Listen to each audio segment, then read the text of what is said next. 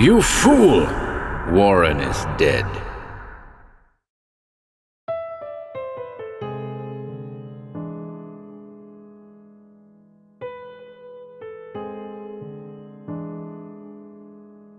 Welcome to HorrorBabble. As promised, here's another Wallace West story for you. Sacrilege, first published in the June 1965 edition of Magazine of Horror. Again, I'd love to hear your thoughts on this one.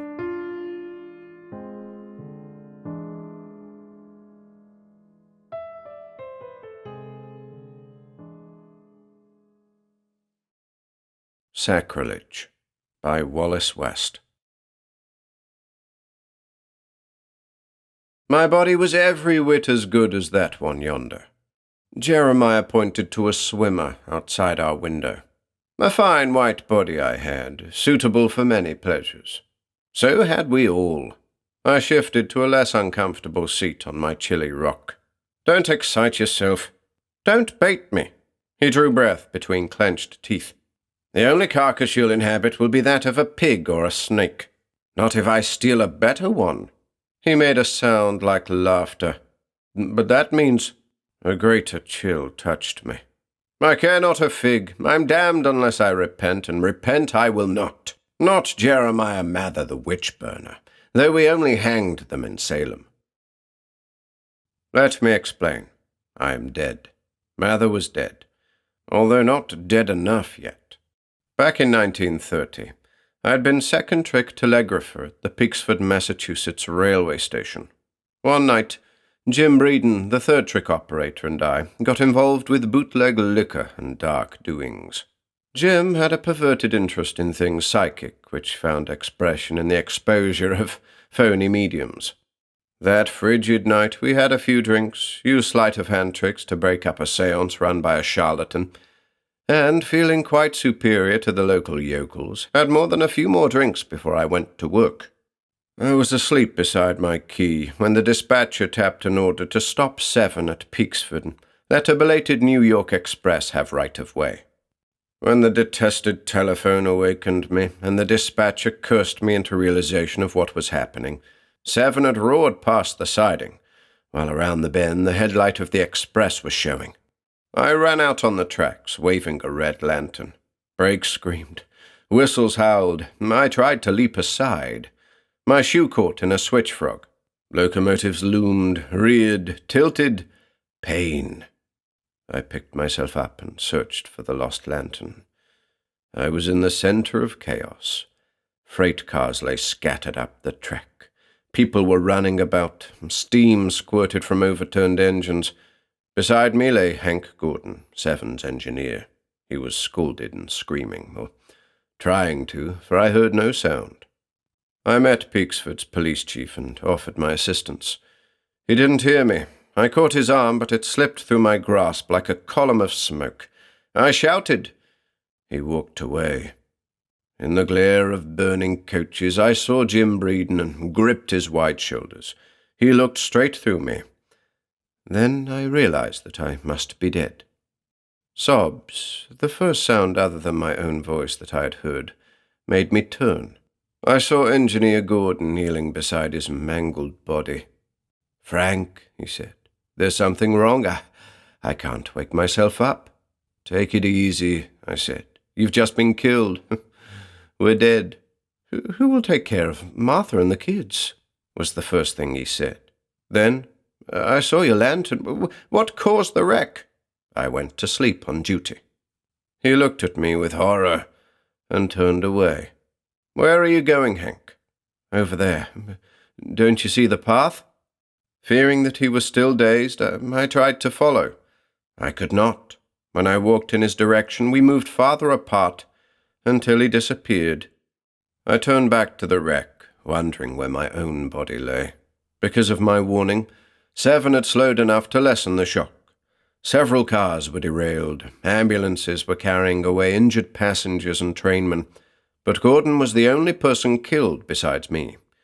He had stuck to his throttle too long while sanding the rails. Since that awful night, I have wandered in what I suppose is purgatory. My land is a dim, windswept plain with little correspondence to the mountainous region around Peaksford. Sometimes the level of this astral sphere is high above that of the Massachusetts terrain, which makes walking difficult, I can assure you. Sometimes it is far below and pitch dark. In a few places the plains coincide. One is at the railway station. Another is at the village of Harristown, 10 miles north. A third is at the edge of a lake behind John Horton's estate. For a week I thought myself alone. I attended my funeral. They found my body under the express locomotive and got a detached pleasure from the ceremony when Jim, the only mourner, broke down and cried. Then I haunted the apartment we had shared until hunger forced me to look for food. I was amazed at this and feared I might die a second time, for there were no trees and no game in my new home. Even had there been animals, I could not have caught them, being naked and having no weapons. I discovered, however, that edible moss covered the rocks, while snails and such like were abundant. While foraging, I happened upon a cadaverous fellow creeping on hands and knees, also intent on filling his stomach. He introduced himself as Jeremiah, half-brother to the notorious Cotton Mather of Salem town. On closer acquaintance, he boasted that he had been earthbound for 3 centuries and forced to wander among scenes where the Mather family fanaticism had caused the hanging of 19 innocent victims and the pressing to death of another. He explained my presence by saying that I was responsible for Engineer Gordon's death and my own. But where is Cotton, who was responsible for those witchcraft trials? I demanded. Oh, he repented after a century and won a reprieve. My miserable half-brother by father's first marriage thought he did right, you know. He believed he was stamping out remnants of paganism. Or rather, I think that he thought that, if you follow me. Actually, he enjoyed watching hanged witches kick as much as I did, though I liked burning them better back in England. A fool. I wondered briefly which of many fools he referred to. Unlike Cotton, Jeremiah gloated over his misdeeds and never tired of telling how he had trapped some poor, half-witted woman into a confession that she soured milk, consorted with the devil, or put the evil eye on a neighbour. His tales, related in quaint Elizabethan English, had a sinister fascination. Day after day, we would sit at our window, as we called it, beside the lake on the Horton estate, while he related experiences that held me spellbound. This window reached somewhat below the level of the lake, so that we looked over the water as though viewing a scene through the wall of a case in an aquarium. Thus, when we sat, our heads were below the surface, and we could see fish and lake plants. Yet we were not submerged. When we advanced, the glass through which we looked at this scene retreated. We could not break through the barrier. We chose this location because the sun penetrated more deeply there, lifting the chill somewhat. It also allowed us to watch and speculate upon the many comings and goings at the white-columned mansion. One day, we were seated on our customary rock when 2 youngsters ran down to the lake in their bathing suits. The girl was Mary Horton, heiress to a fortune piled up by her broker father. I had seen her many times when she took the train at Peaksford, and admired her hopelessly.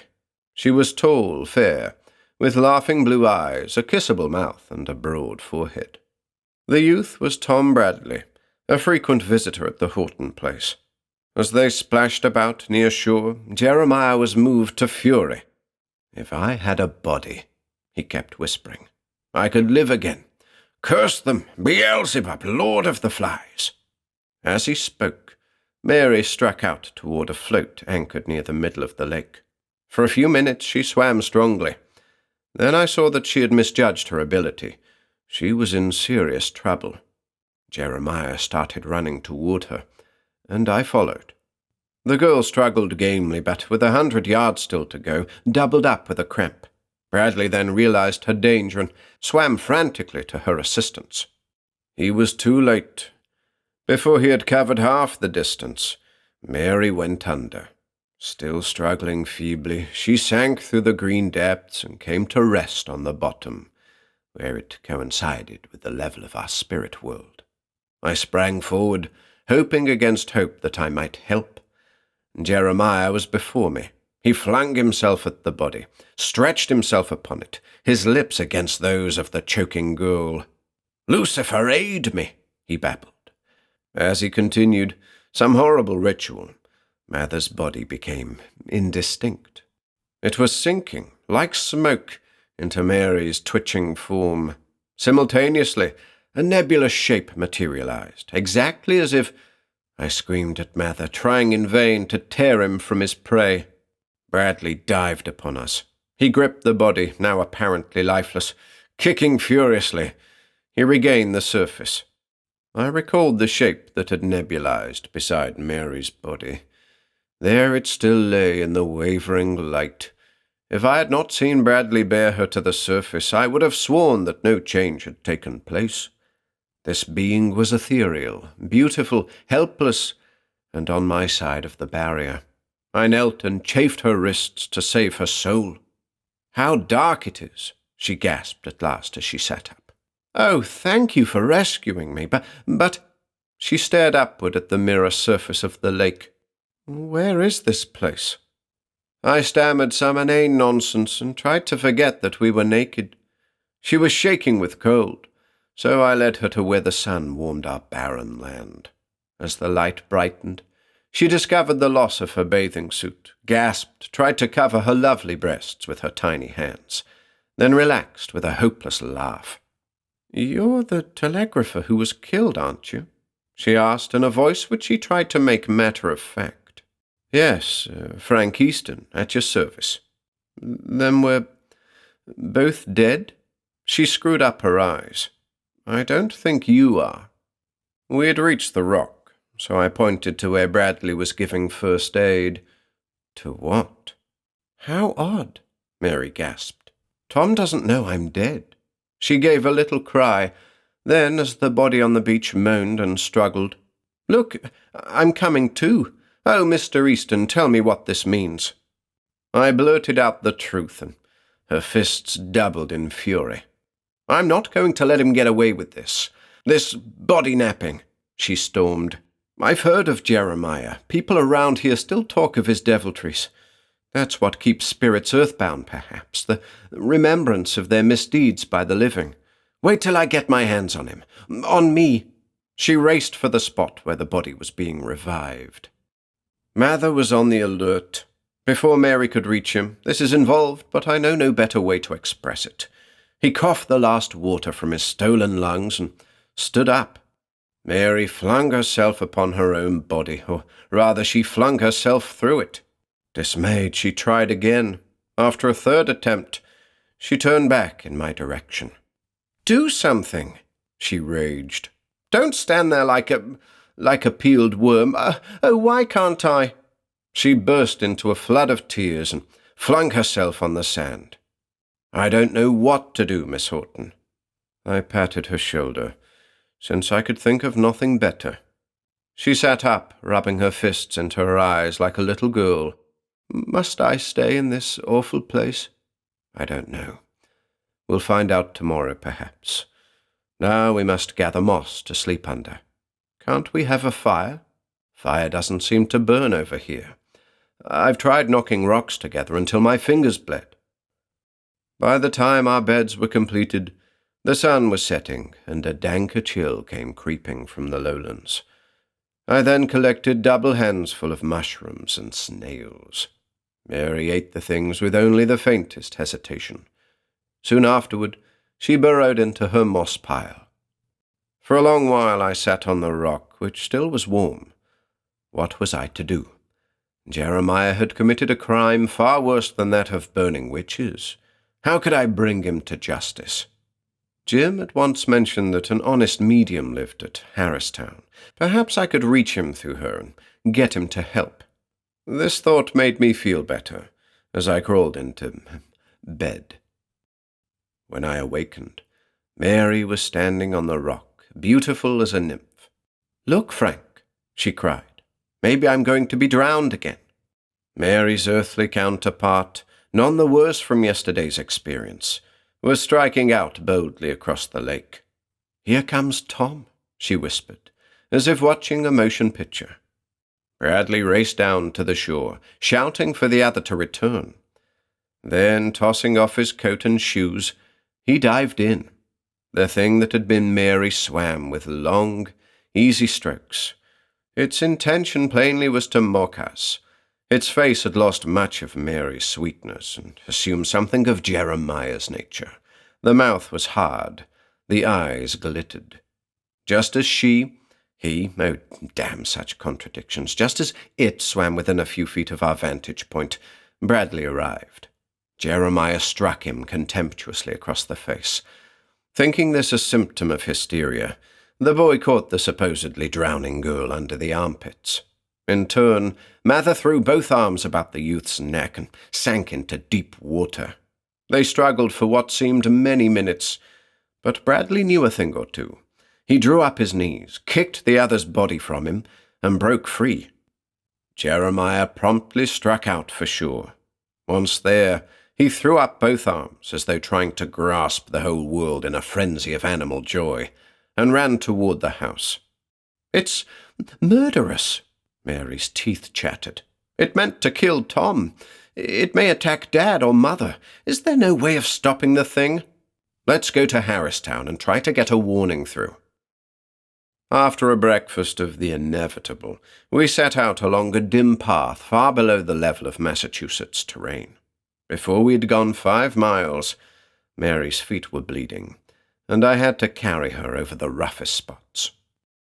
When we walked down Harristown's main street, nobody noticed us, nor did our passage cast shadows on the pavement. Once a dog leaped out of our way with a snarl. That was all. We turned into a lane and approached the cabin where Aunt Matt Hawthorne eked out a living as medium and midwife. The place thronged with astral inhabitants. Although Jim had told me what to expect, I felt my hair stir. Mary screamed and covered her eyes. Monsters they were, misshapen, grotesque, pasty grey, sprawling, some without limbs, writhed along the ground. A few beings that looked human struggled to break through the throng that clustered about a wrinkled woman in the cobwebbed living room. They were hurled back, bruised and bleeding, whenever they approached her. "What are those nightmares?" Mary panted. "They're elementals, beings that have never advanced far enough on the scale of evolution to possess bodies. Why do they howl and fight? See that man who is struggling to retain his place beside the medium?" I asked. "He wants to get some message through. The things are preventing him out of sheer deviltry, and because they have no other form of amusement. They're dragging him away. He's down. He's up again." The victim was tossed from hand to hand and flung, bleeding, at our feet. A 3-legged thing took its place beside Aunt Matt and screamed obscenities. The man picked himself up, felt for broken bones, and sighed. "No use trying to get through. The hellions are out. Perhaps if the 3 of us—" "Not today. I'm practically I'm licked." He staggered away as his conquerors whooped. "Must we fight those pawing things?"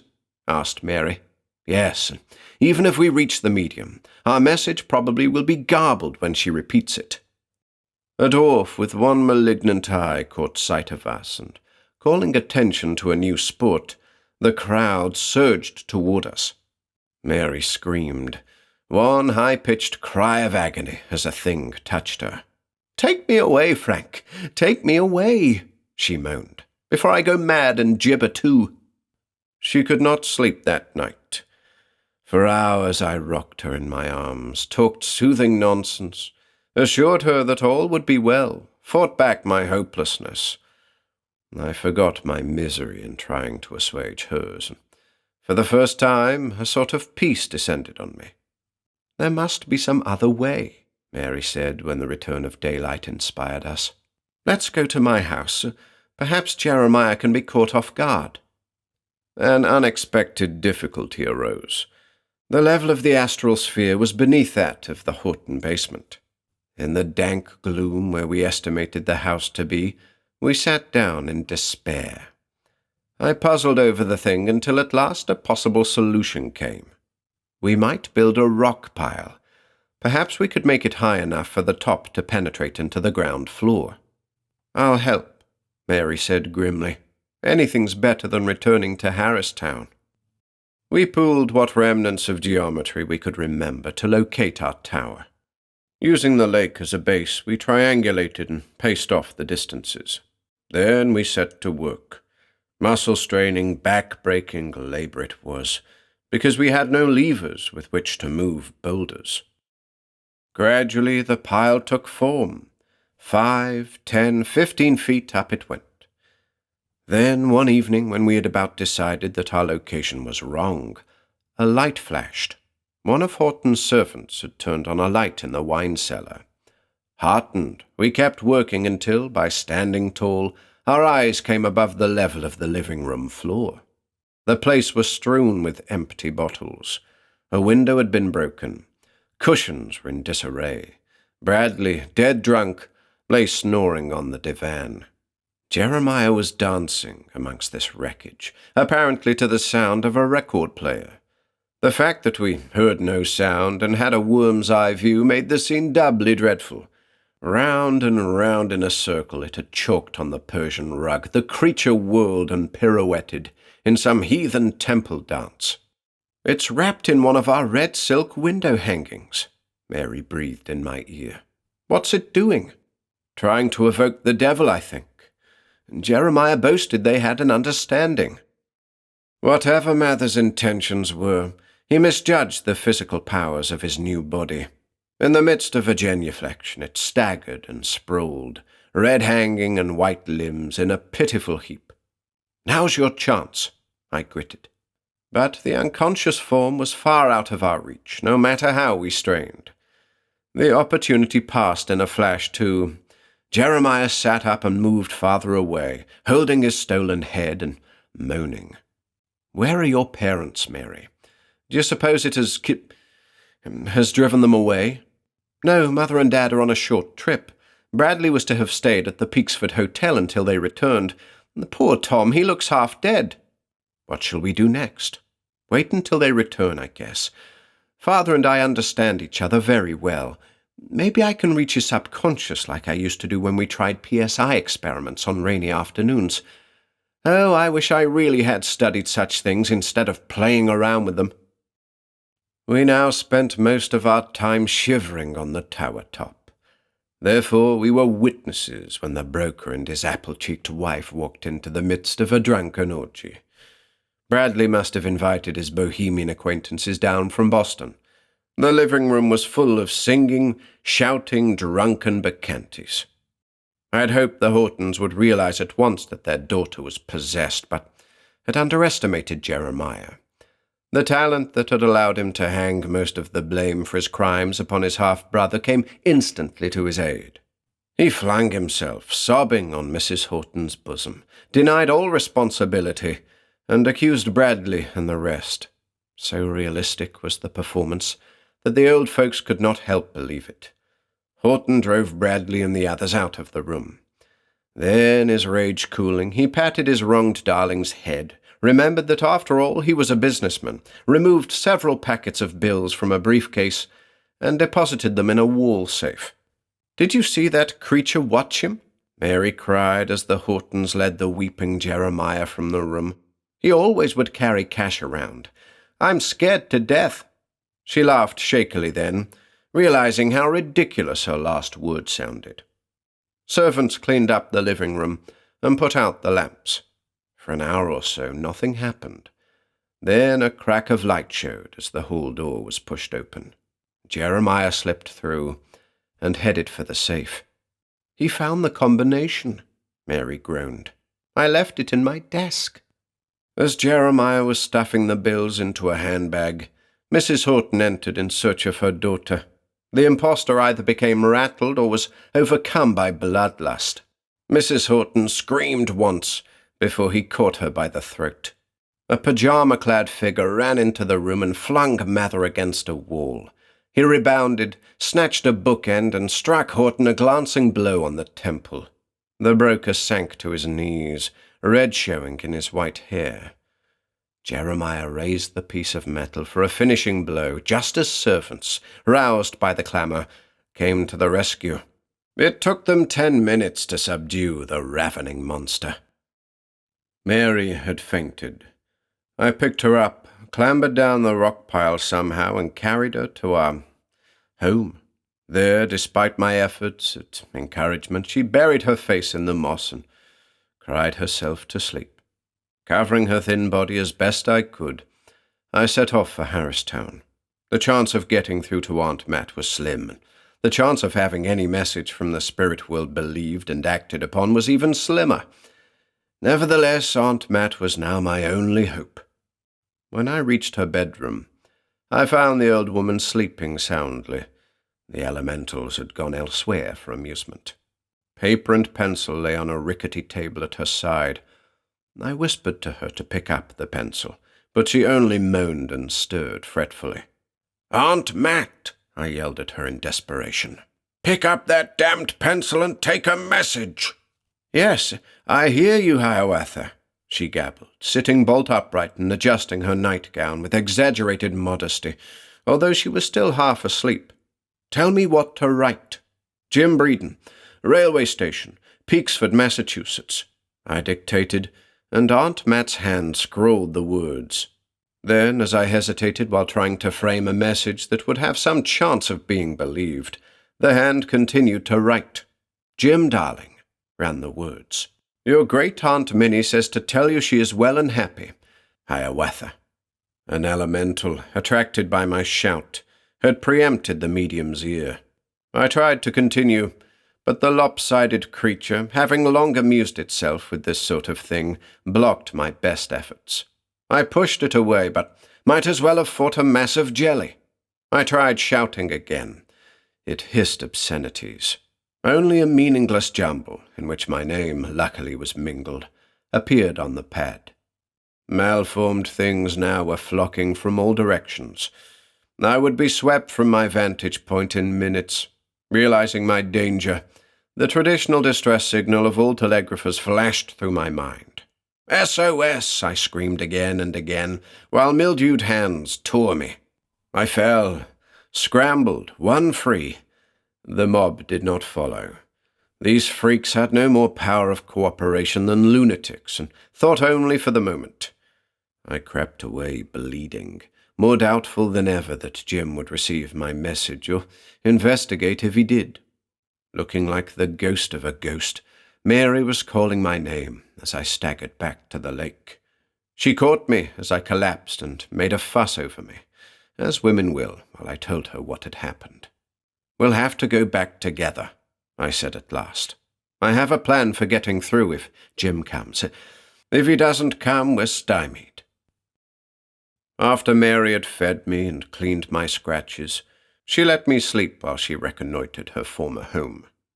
Returning, she reported that Jeremiah was locked in and under the attention of a psychiatrist brought from New York.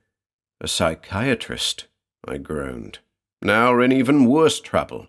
No head shrinker has any belief in life after death." "Dr. Martin has an open mind about such things, I believe," she answered hesitantly. "He's really a psychotherapist rather than a psychiatrist, and a follower of Jung rather than Freud.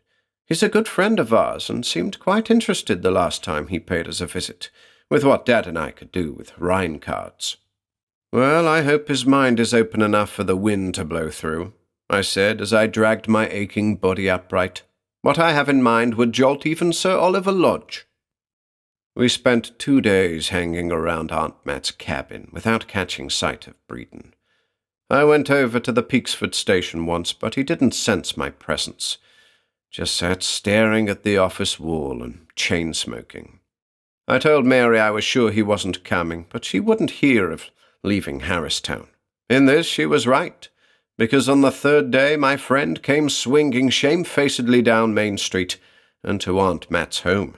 When the medium showed him my garbled message, he said nothing, just shrugged, lit a cigarette, and sat down in her best chair to await developments. The old woman sank into trance. Elementals gathered to have fun. I picked up a rock in either hand, Mary did likewise. We charged the scurrying mob. The unexpectedness of our attack swept the elementals before us, and we reached Aunt Mat's side. Fighting back to back with me, striking at the crooked faces like an Amazon, Mary kept us safe. But to get a message through that bedlam seemed impossible. The medium would pick up a word from me, then a string of nonsense. Soon I could see that Jim was beginning to lose what little faith he had had in her ability. I tried placing my hand over hers while I told her what to write. Again and again it was snatched away while others gained control of the pencil. I was growing desperate, for I knew Mary could not hold out long. Then I recalled that the SOS had gotten through when words failed and forced the crone to put dots and dashes on her pad. The interferers were at a loss for once. Morse code meant nothing to them. They must have come to the conclusion that I'd adopted their own antics, for the pressure against us relaxed. "This is Frank Easton," I tapped. Jim leaped to his feet with a shout. Realizing that I had stolen a march, the monsters returned to the attack. I was torn from Aunt Mat's side, and regained it only after a heartbreaking struggle, during which the pad had been filled with Great Aunt Minnie's being happy and Uncle Frank sending his love, trash that is the despair of all who study psychic phenomena. This slow method of writing was impossible. I needed a key or a bug to speed things up. "Mary Horton in danger," I made the pencil say, although it took some doing. Then, in jerks between spells of fighting, "Bring medium to Horton home tomorrow. Also key and sounder. Can't work here." A moan from Mary warned me her strength was ebbing. The press of fetid bodies had become unendurable. Over the squirming things we had stunned, we struggled to safety. Mounting our pyramid early next day, we soon saw Jim enter the living room. He must have talked to the older people by phone, because both welcomed him. A little hesitantly, it is true, but my friend was convincing. Within minutes, he had learned the whole story. Jim left the room to return with a beshawled and bent Aunt Mat. A tall man wearing a Van Dyke also appeared. The latter questioned Jim closely, stroking his whiskers, but finally nodded his consent to some proposal. The medium was placed in a chair near the middle of the living room floor, and by the grace of God within my reach, Jim brought out telegraph key, batteries, a sounder, and a portable typewriter. The key he placed under Aunt Mat's fingers. As all this was being arranged, in pantomime to us, of course, a crescendo of howls and yells arose from the direction of Harristown. "The Campbells are coming," Mary said. "Can you hold them off?" "I'll do my best, Frank." She stood on tiptoe to kiss me. The instrument clicked tentatively as Jim adjusted it. Mounting our highest boulder, I clutched Aunt Mat's impalpable hand, or at least clutched at it, and began sending. The faces of those crowded around Breeden turned white as he typed out my message. When all the details had been transferred to a pile of paper lying beside his mill, I asked for questions to be written large and held up for me to read. "How do you suggest that Miss Horton be freed from this, shall we say, incubus?" Dr. Martin wrote first. Mary screamed. She was being dragged by the arms over the pyramid side by a bloated greenie. Even worse things were swarming upward like a wave of rats. I snatched a boulder and brought it down on that hideous face. When it splashed, I cheered and managed to sweep the top of the pile clear. This gave enough respite for the girl to regain her breath and renew the struggle. I could see that the long pause before I answered was making those in the physical world even more dubious than they had been. Shakily, I tapped out, "Jeremiah Mather has told me that, during his witch burnings, he was obsessed by the fear that he would meet a similar fate." I stopped here to help Mary repulse still another attack, then went on, turn his fear against him. Again I stopped to wipe away blood which was dripping down my arm from a deep scratch on my shoulder. "What do you mean?" wrote the psychotherapist, whose eyes were shining with excitement. "Build a pyre, place Jeremiah on it and fire it. His terror may drive him from the body he stole so that Mary can take his place, then tear away the brands and release her. I will take no part in such a hellish scheme, scribbled Horton. Mary, I cried above the uproar on our side of the barrier, isn't there any way you can convince them? Ask Mother where I buried my broken doll in the garden. She panted as she twisted the neck of a snake-like thing. A smile broke over Mrs. Horton's drawn face when I did this. I am convinced, Mary, she wrote. Only the two of us knew about that burial. Horton still shook his white head. Speak to him, Mary, I urged. Perhaps he will hear. Father, she cried, holding out her bare and bloody arms to him, while I defended our fortress. Here I am, Daddy. Help me.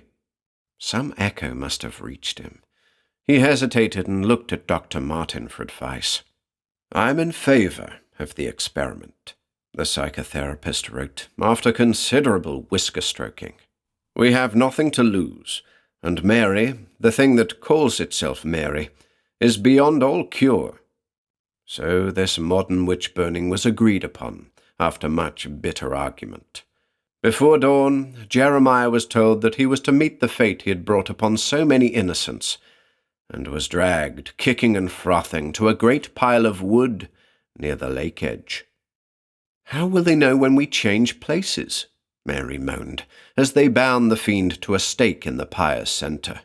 Don't worry, I answered as I worried madly. How would they, could they know? Horton tried to light the faggots, but shrank back. His wife snatched the torch and applied it.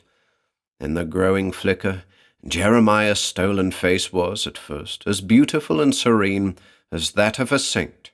He still hoped to break them down.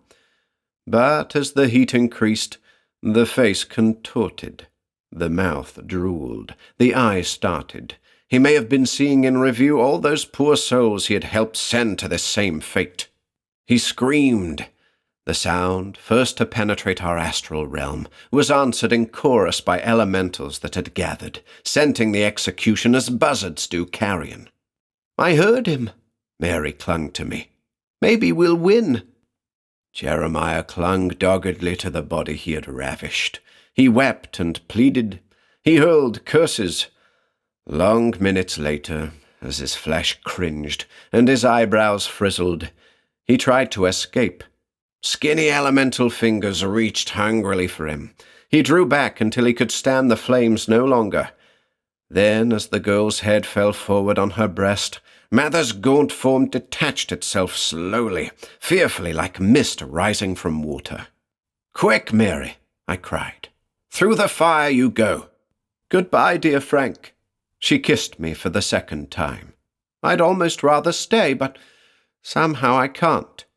Setting her teeth, she leaped through the wall of fire, and Aunt Mat, who had been leaning on her cane, muttering prayers or incantations, screamed, "Put it out!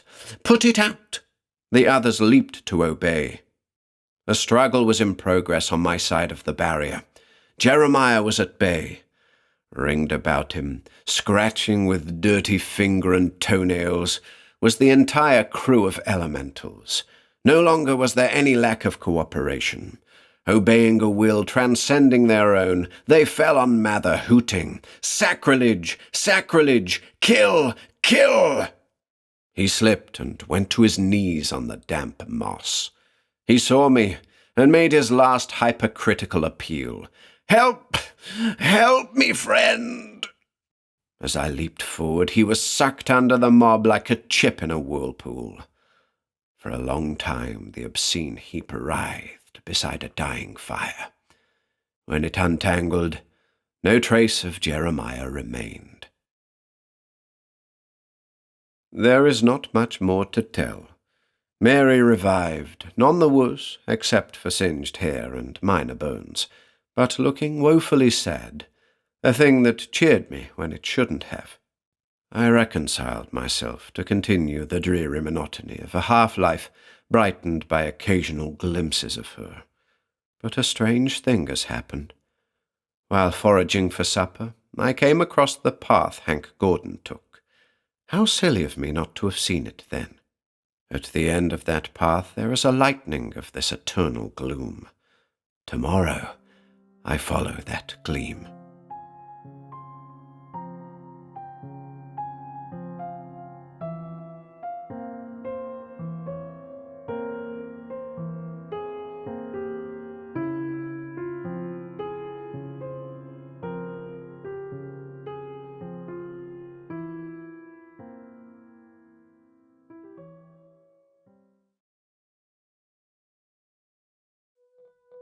If you enjoyed listening today, be sure to subscribe to the channel by hitting the red subscribe button below.